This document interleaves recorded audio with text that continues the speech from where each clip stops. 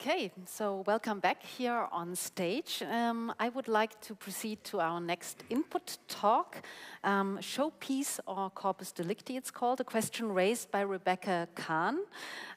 She works currently as a researcher at the Vienna University, and Rebecca will call about the ethical time bombs which lay in digital collection documentation. She will give some ideas to the question of how to manage these time bombs and how to deal with the problems coming along with this. As a researcher, Rebecca has been working for several years on the digitization in museums and archives. She knows very well about the challenges which lay in this process, specifically when it comes to the question of representation. So I'm very curious to hear your input talk. Thank you so much. Thank you very much. And thank you for the invitation to be here today. In my world, conferences generally consist of either academics or museum people, and I'm so happy to be at a museums conference because I think museum people are the nicest people. I also have to say, don't tell my colleagues, but museum conferences, people are much better dressed than at academic conferences. So if I do that, just waiting for my slide. Oh, okay, well, first slide is missing, but that's okay. This is the introduction.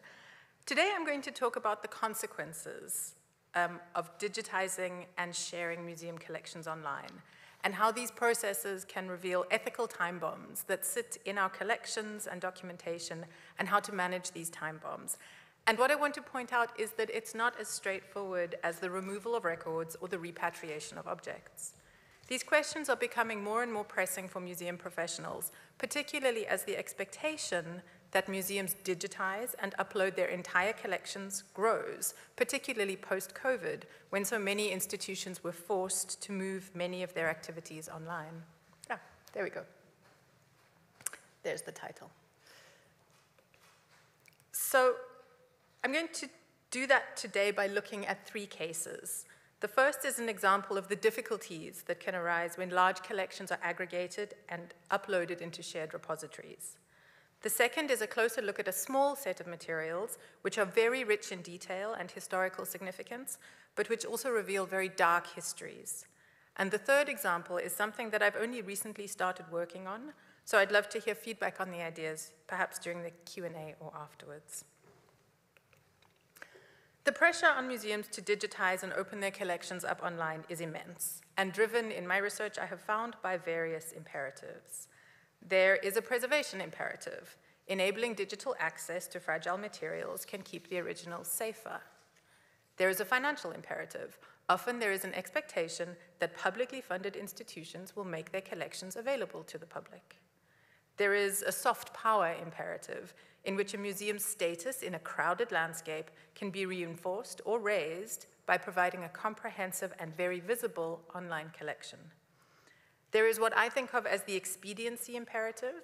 Digitization can play a very important part in managing and organizing a large collection, and making it public can be a useful way to encourage action. And finally, there is what I also think of as the AI imperative. Data scientists are increasingly turning to heritage collections as sources of training data for machine learning and artificial intelligence algorithms. For many institutions, the development of their online collections emerged as a result of a range of these different imperatives, plus the added considerations of technical capabilities, political will, and financial realities. And anyone who's worked in museums knows that any large project is always a balancing act between these imperatives, and we need to hold this in mind today. But what I want to stress is that rather than being a panacea to these competing demands, digitization can often create as many problems as it might be expected to solve. And ultimately, it's important to ask whether just because materials can be digitized, that they should be.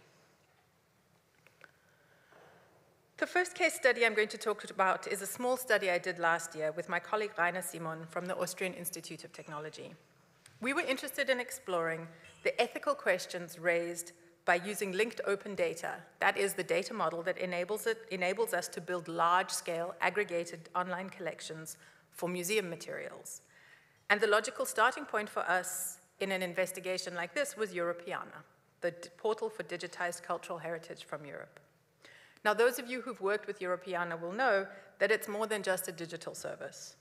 Founded in the first decade of the 2000s, Europeana is a space where political, cultural, economic, and technical forces combine into a standalone cultural product, shaped by the processes and politics of mass digitization. It's an overt manifesto of an imagined, shared European identity. And in this context, we wanted to know if the concerns and sensitivities that many European museums are currently grappling with were translating into the digital realm. And the obvious place for us, the obvious types of materials to turn to for an exploration of this kind are human remains. This wasn't just a morbid fascination on our part. In the analog world, the collection, evaluation, storage, and display of human remains are governed by very clear guidelines and ethical frameworks, but the rules in the digital space are a lot less clear. In the United Kingdom, the Human Tissue Act and the government's guidance for the care of human remains in museums sets the legal framework and best practice baselines for how institutions should handle, conserve, and display human remains. Here in Germany, similar guidance is laid out by the 2021 version of the Deutsche Museumsbund's guidelines for the care of human remains in museum collections, including defining what materials are classified as human remains and guidance on how to manage materials that were collected during the period of colonial expansion or which were acquired during the NS period or under the East German regime. In the United States, the Native American Graves Protection and Repatriation Act, or NAGPRA, provides the legal and ethical framework for the retention, management, and, crucially, restitution of any human remains and funeral objects, sacred objects, and objects of cultural patrimony that are held in any federal institution in the US, including museums, university collections, and by local governments. And finally, internationally, the International Council of Museums, or ICOM, sets the standard for the acquisition, research, exhibition, and removal of human remains in their code of ethics.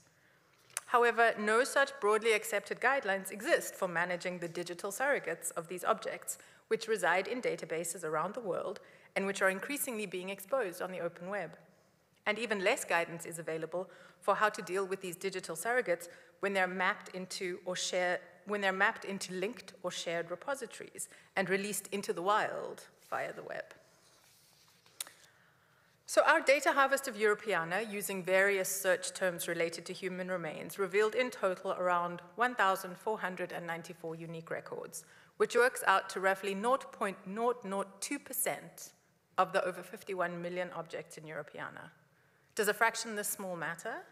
I think it does, because of the materials that we found, several are deeply problematic, and some simply should not be accessible at all.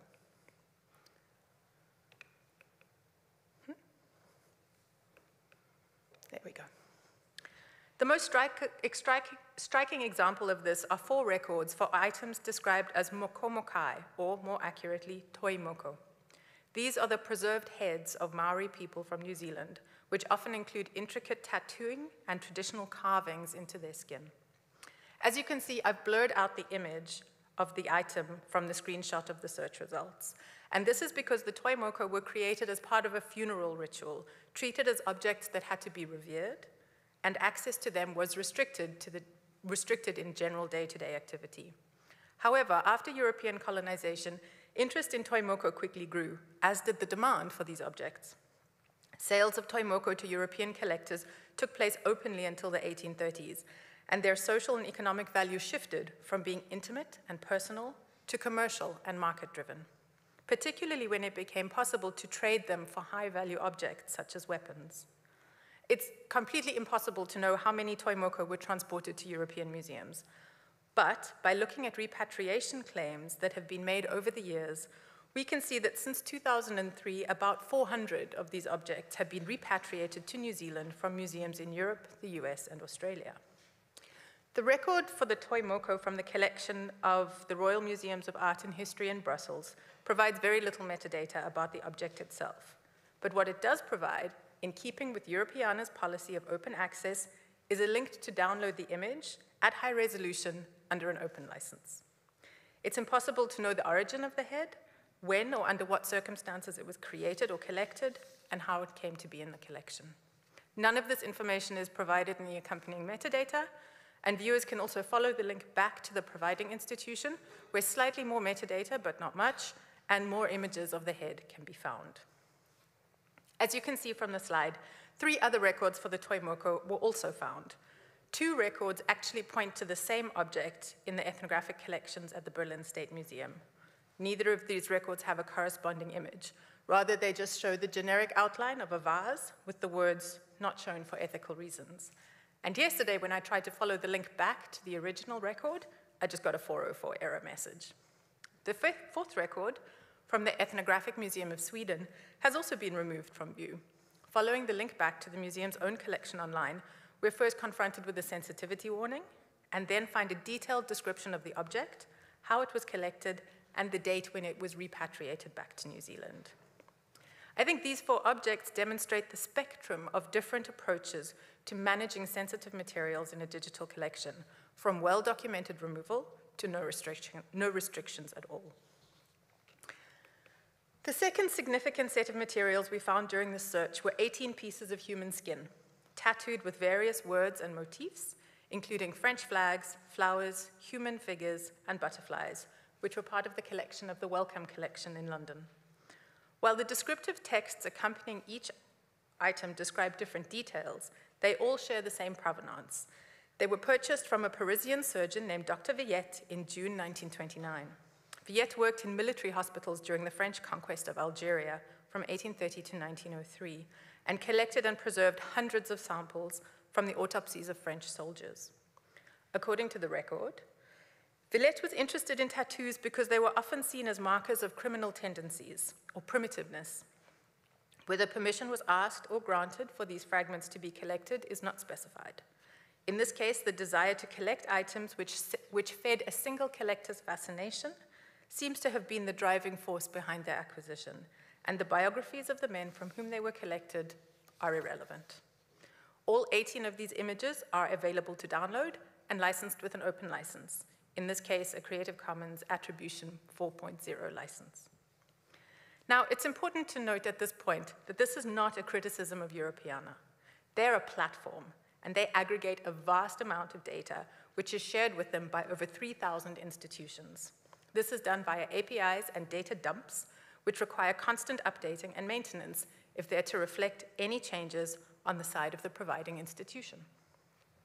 But it's actually this scale which is part of the problem, as I see it. When a system is designed to manage millions of objects in as frictionless a way as possible, it's very difficult to retrospectively identify and remove troublesome materials like these. Without frameworks or guidelines for the management of digital surrogates of the Toimoko, or the skin fragments, it's almost impossible to know what the best practice is. Using open licenses is generally seen as something to be encouraged, something to work towards. But in this case, the open licenses which enable the free sharing of these materials online raise serious ethical questions.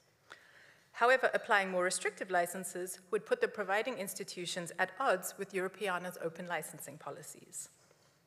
There's another technical consideration to bear in mind, and this is the scraping of large data sets such as Europeana by engineers who are looking for artificial intelligence training data.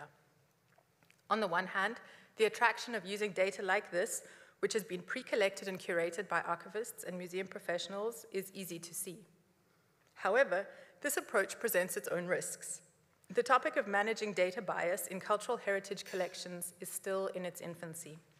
Curators know that no heritage collection is neutral, but it's not yet standard practice for engineers to review legacy collections or incoming data for evidence of inherited bias. This has to happen before wholesale crawling and scraping of large heritage data sets takes place. And at the end of the day, we have to ask, whose responsibility is it to check these collections for problematic materials? Is it the providing institutions? Is it the national aggregators? Is it Europeana itself? The museum in Brussels provides over 30,000 unique objects to Europeana, and the Wellcome Collection shares over 90,000. At that scale, locating individual objects would be a time-consuming job, regardless of whose responsibility it is. But what Europeana does provide us with is an ideal opportunity to think critically about the ethical, legal, and policy issues associated with managing large-scale heritage collections online under increasingly ubiquitous regimes of openness in a way that few other projects do. And it also begs the question, is technical capability a good enough reason to digitize and share entire collections? The second study I'm going to talk about comes from research that I've been doing on the documentation of one collection of drawings, which is now part of the Pitt Rivers Museum of Anthropology in Oxford. These drawings were made by children and collected by an English woman named Beatrice Blackwood. Blackwood was a pioneering female anthropologist who did a great deal to develop the discipline in the UK in the early 1900s, both as a teacher at Oxford and a curator at the Pitt Rivers. But she was never able to reach the academic status she deserved because she was a woman. Perhaps because of this, Blackwood was interested in marginal communities. And in 1924 and 1925, she traveled extensively in North America, visiting communities and collecting materials which made their way back to the Pitt Rivers collection. Among the places she visited were schools, tiny schools in the rural mountains of Appalachia, schools for immigrant children from Japan, Korea, and China who were living in San Francisco, farm schools for the children of Black American farm laborers, and residential schools for indigenous children from all over the USA and Canada.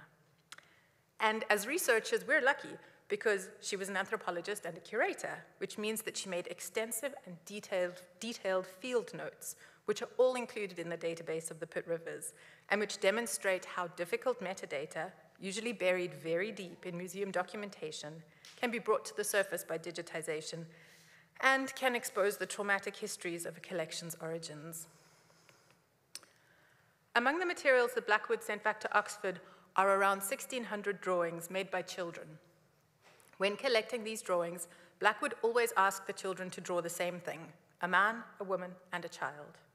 Her notes include the responses of the children, so some of them preferred to draw horses or insects, and descriptions of the schools where the drawings were made. The living conditions of the children and of the communities where the schools were located are described in exacting detail. These notes are stored in the descriptive metadata, which is available to any researcher who wishes to access the full database. And this metadata is part of a wider initiative at the Pitt Rivers to digitize the full records of their collections, which would in the future be accessible via their collection online portal. It's a complicated but not unusual museum documentation digitization project. Now, at first, these seem like innocent enough objects. Here's one of the pictures, which you can find in the online collection. But digging a bit deeper into the data reveals some rather disturbing information. Firstly, almost every drawing includes the name, full name, and age of the child and their hometown. While including the name of the creators of an artifact is a positive point, which actually made Blackwood an exception amongst white European ethnographic collectors, it also makes the images virtually impossible to display on the Pitt Rivers online collection, since the identities of the children are made public and there's no record of them giving permission for this. We also have no record of whether the children knew why they were being asked to produce these works. And when we look at the schools where many of them were resident, we find even more problematic stories. Both in the USA and Canada, residential schools were established to force assimilation and civilization on the children who attended them in a long-term attempt to destroy indigenous cultures. This system has been described as a cultural genocide, and indeed the intentions of the policy was the destruction of indigenous people as cultural groups. Many of the schools, including several in Blackwood's collection, such as this institution in Alert Bay, Canada, have emerged as sites of physical, sexual, and emotional abuse, as well as illness and malnutrition. Mass unmarked graves of children have been found on the grounds of several of them. The history of these institutions and their impact on indigenous communities are part of a complex web of inequality and violence, which have had long-lasting social, political, and personal implications for the communities affected. As the scholar Marie Baptiste writes, the school systems were part of a broader cognitive imperialism, through which settler knowledge systems were positioned as exclusively legitimate, while indigenous knowledge systems were considered inferior and pushed to the margins of institutionalized education. In the context of the children's drawings at the Pitt Rivers Museum, it's important to consider these social and political contexts as they manifest in the metadata. The children who made the drawings were resident in institutions that were actively working to disassociate them from their culture. Again, that these histories should be lurking in their collections data is not a criticism of the Pitt Rivers Museum. As an anthropological museum, they are the keepers of many historical collections with difficult pasts. The Pitt Rivers are working to decolonize their galleries and documentation through changing object labels and addressing problematic terminology in their records. But these objects in particular present several perplexing problems. They force us to consider Blackwood herself. She was an exceptional woman working in what was, at the time, an overwhelmingly male field. But she also co-opted institutional authority as part of her collecting practice and used it to elicit materials from powerless subjects, specifically children. We have to consider the political struggles of the communities from whom she was collecting and the long-term consequences of the systems imposed on them. And finally, there are the politics of the subjects whose work she was collecting, namely children. So how do we manage this digital information? The data's politics should not deter us from working with it. That would be unhelpful. The drawings can tell us about the life in these communities and how the children saw themselves and the worlds around them. And Blackwood's notes add to the picture of these worlds. Without a doubt, certain aspects of the collection make it impossible to imagine adding it to a linked data collection or any aggregated repository without making significant redactions, which would also make the data less useful and frustratingly sparse. But excavating these kinds of data and considering how to manage them digitally is a central concern for museum professionals. And finding an appropriate technological solution to the ethical problems is essential if museum professionals and data scientists are going to be able to preserve, store, and manage this data and the stories it tells with discretion and with respect. The last case I'll present today is that of Dr. Emil Holub. Born in 1847 in Bohemia, he was a physician, an explorer, and ethnographer who went on to spend several years in southern Africa, working as a doctor and conducting what he called scientific safaris. Now, I'm in the early stages of exploring Holub's life and his collecting practices. What I have found is that among the many live animals, stone tools, pieces of bead and grasswork, and gemstones that he brought back to Vienna and sold on to various museums, about 290 are in the collection of the Weltmuseum in Vienna. And 168 of these are fragments of San rock art. Holub's very well-written and extensive travelogues describe how he borrowed black South African convicts to carve these fragments out of the various sites, rock art sites around South Africa and what is now Botswana. This activity almost certainly destroyed sacred sites. None of these pieces of rock are currently on display in the museum. Holub was mostly forgotten in the years after his early death from malaria, but he has a street named after him in Vienna. In 2021, a commission of historians engaged by the city to investigate streets named after controversial or critical figures recommended that the case of Holubstrasse required further discussion. He also has detailed entries in the Wien Geschichte Wiki and the online collection of the Natural History Museum in Vienna. His books in German, Czech, and in English translation are freely available on the Internet Archive. Now, although my investigations into Holub are at a very early stage, it's clear that his historical and digital fingerprints are all over the city of Vienna and several of its museum collections. What I have to figure out now is, how can these fingerprints be traced digitally in a way that doesn't ignore the extractive colonialism that was a central theme in his practice, but rather centers this aspect alongside the contribution that he made to institutional collections. So finally, I suspect that what I've talked about today has raised more questions rather than provided answers, and I'm sorry about that. But I've tried to summarize some of the key takeaways here. This is a new field. The technology is changing and moving faster every day. What I'm fairly sure of is that a purely technological approach based on automated systems will not be the solution to managing these complicated records, because the records and the objects are the result of messy human lives and messy human behaviors. The skills that curators have in appraisal, provenance research, critical engagement, and preservation are going to be absolutely vital if hybrid solutions to these challenges are going to be found. We're still smarter than the machines, and I think it's going to stay that way for a very long time. Thank you very much.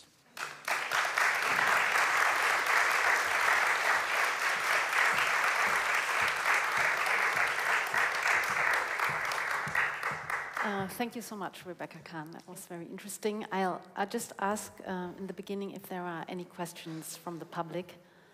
There is a microphone here. Okay, there's one question over here.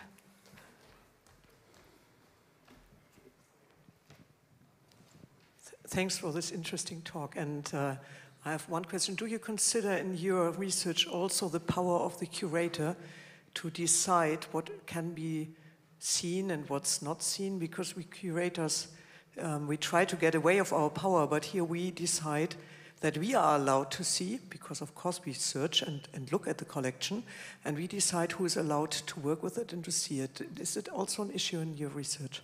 Absolutely. I think the power of the curator is in many ways the starting point for a lot of the ways of thinking about these difficult materials and the management of them. I think one of the difficulties, though, is that curators are often asked to wear many hats at the same time. So a curator is not necessarily an expert in a content management system or a collections management system. And at least in some of the institutions where I've worked, curators come from a very specific social class. And so while I think that the role of the curator is essential, I also think that that role needs to be supplemented in the short term by technological training to understand the affordances and the drawbacks of the technology.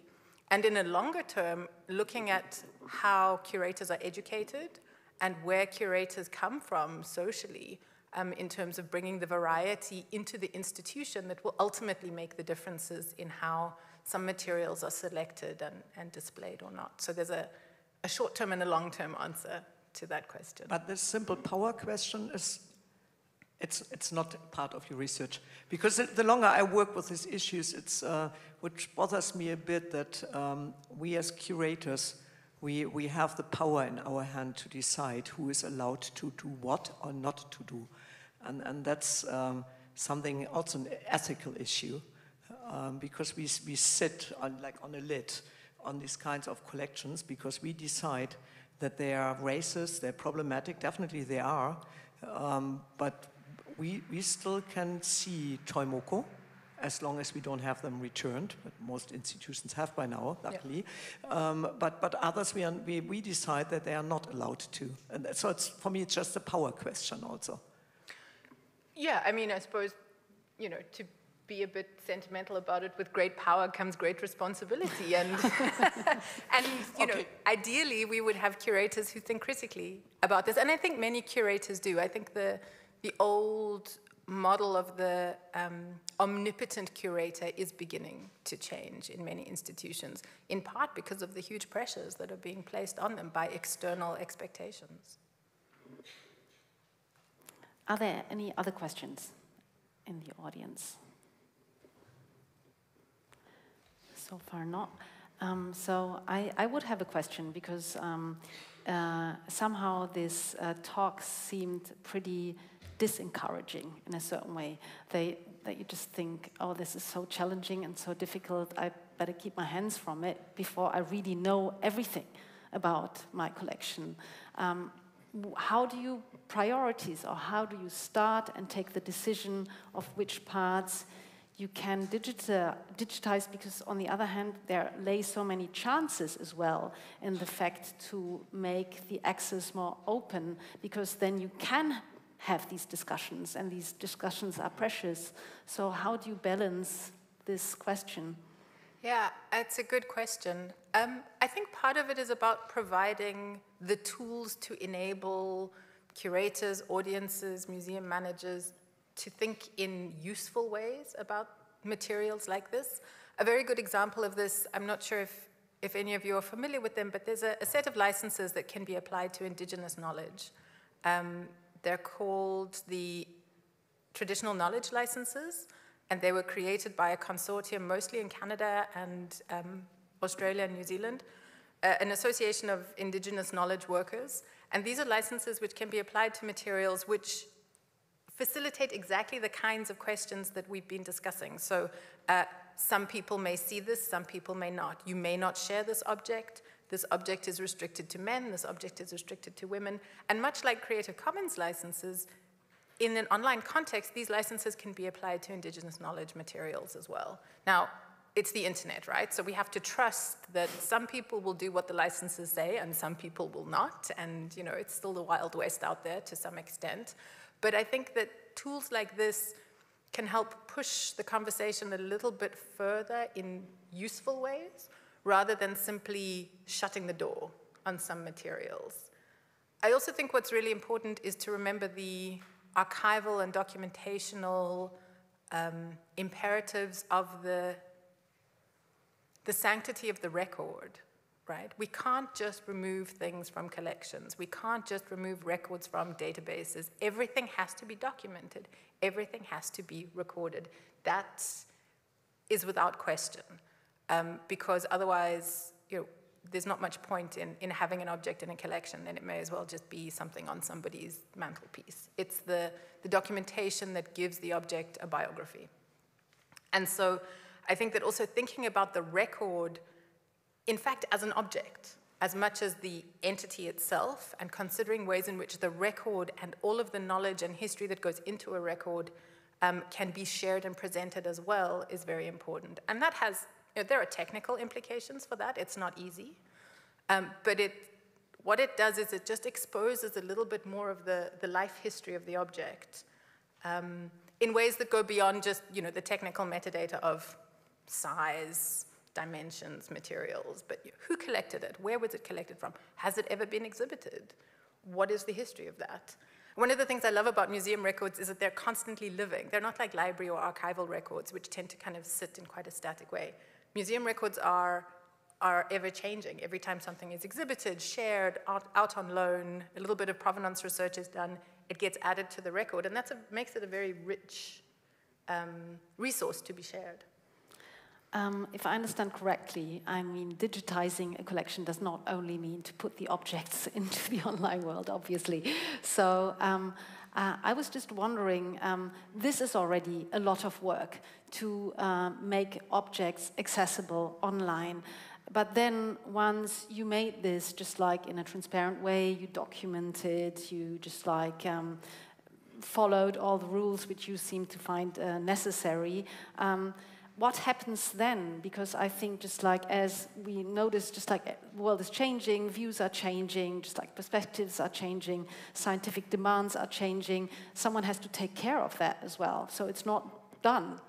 Yeah, and I think this is also a case where museums are often expected to do a whole lot of stuff with not a lot of resources. Mm-hmm. And it's extremely important that technical staff in museums are given the training and support and funding that they need to constantly maintain their databases. I mean, it sounds really boring, but you've got to put the money into the database if you want the records to stay up to date, and if you want what's being dumped into the repository to still be accessible. We've all had the frustration of a dead link, right? So often it's not the kind of shiny, public-facing, you know, sexy event that really requires a lot of the attention. Sometimes it's just about like really good database managers and paying them well enough to let them stay and not be poached by industry. I think there was a question, right? Okay.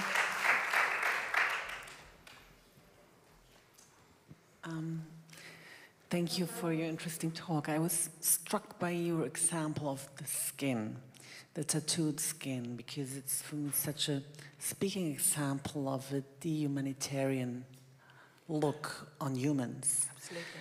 And I'm head of a Jewish museum, and we don't have so many objects, but we have stories, and we tell stories about people. So I was wondering whether your overall question is not a technological question, but more a question of a general shift in the ethics of museums, where museums are from people for people. And it's stories of people that did things, that had things, that used things, and we have to make the people more visible. So a kind of a humanitarian shift in our perspective on our collections. I think this is what we need in general.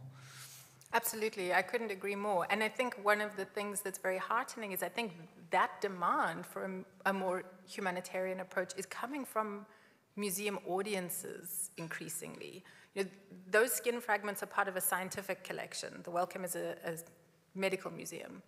And so I think a lot of what I found very interesting is the way that they were cataloged reveals something about the thinking of the institution. We're a science museum. This has an interesting medical history to us. But what struck me when I first came to those was, who were those men? What were they doing in Algeria? How did they wind up there? Were they French? Were they Algerian? What were the stories behind the tattoos that they got, and when they got them, and how they got them? And I think in many ways, and I think, Johanna, you mentioned, or you alluded to this in your talk as well,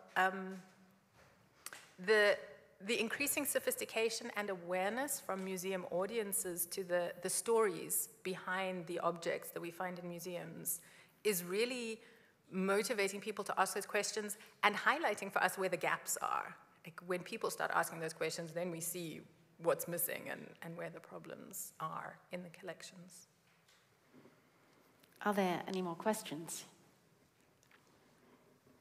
Here, there's one question over there.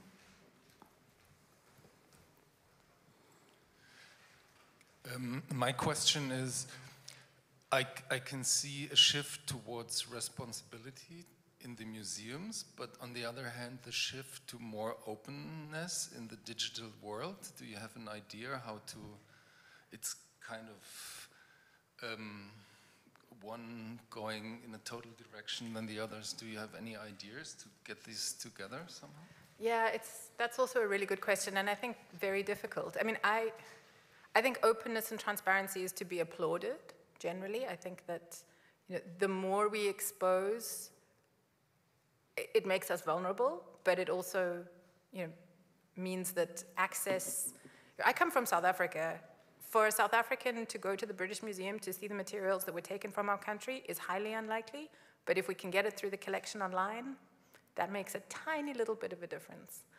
On the other hand, I think that openness without critical engagement with the materials can't happen, because otherwise you get the Europeana example, right? And yes, there is a technical component to this. Like, it's very hard to manage a data dump of hundreds of thousands of objects. How do you pick through that and find the problematic ones? But I also have faith in the technologists. They're really smart, and if they can build ChatGPT, if they cared enough about this stuff, they could build the systems to make finding these kinds of problematic materials easier.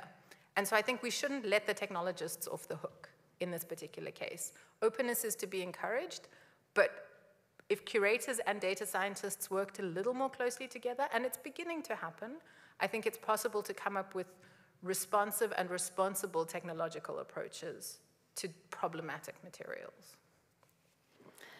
You were talking about guidelines, guidelines which were very strict or very profound when it comes to the analog collection, how you take care of these collections, and which were very loose when it comes to digitized collection. What would be an institution, or what would be the right forum to find out or to declare or to just examine what good guidelines could be like in the digitized world? I think in this particular case, the institutions that provide the guidelines, the difference between the digital version of a museum or the digital holdings of a museum and their internal holdings is not that huge, right? And ICOM thinks a lot about their data sharing models. They came up with SciDoc CRM. It's an impossible model to work with, but it's there. And I think that it's entirely appropriate for an institution like ICOM to really put their heads together and start thinking about what the guidelines for this new frontier of technological sharing should be like. Likewise, I think that the bodies that I mentioned who have come up with the guidelines for the analog collections have a responsibility to the museums that they work with to help facilitate that, because making these decisions can be very difficult on an institution-by-institution basis. But these bodies represent museums and the new realities that museums are facing. And I think that these bodies are the ideal place to start thinking about what these guidelines might be. Okay. There's another question here.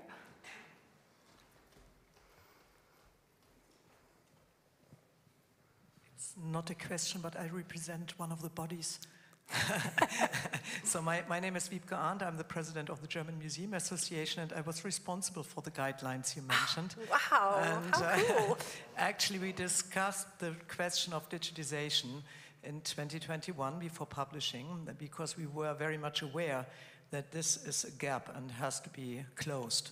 But we were at the point that we thought it's better now to republish. I mean, it was published already in 2013 for the first time, so we thought it's better to bring a second edition on the market and keep this complex question to its own guideline. And I will take that back with me, that might be the time has come to find a working group who will work on that, but it's a complicated issue, and it definitely would have needed other people than the ones who filed that guideline for the analogous world together with me. I think we need other competences than in such a working group.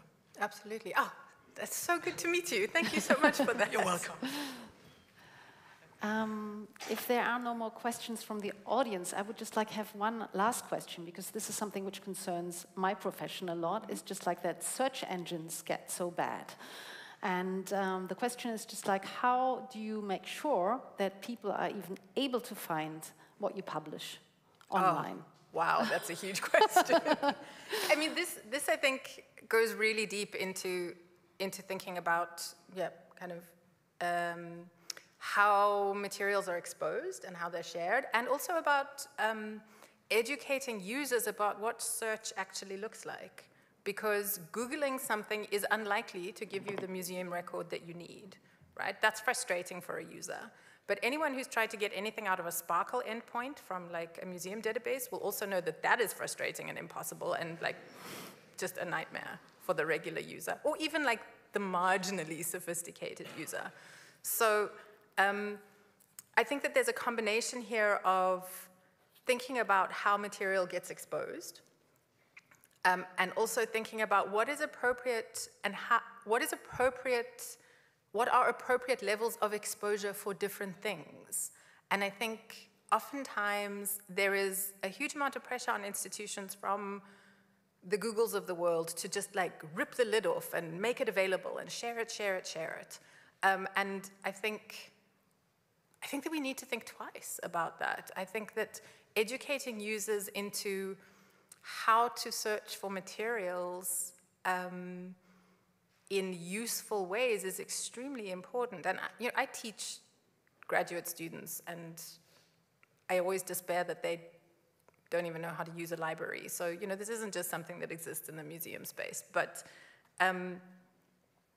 it's really important for museums to think about the different paths that users will take into their collections and how people might be thinking. And there I think we can learn from people who work on search optimization. I think that those kind of narratives of pathways are very well thought out in that world. But we need to get people in the door of the institution, the virtual institution first.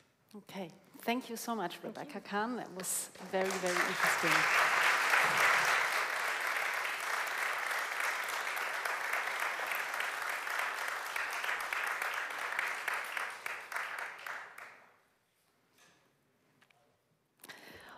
Okay, es ist jetzt, glaube ich, Zeit für eine Mittagspause.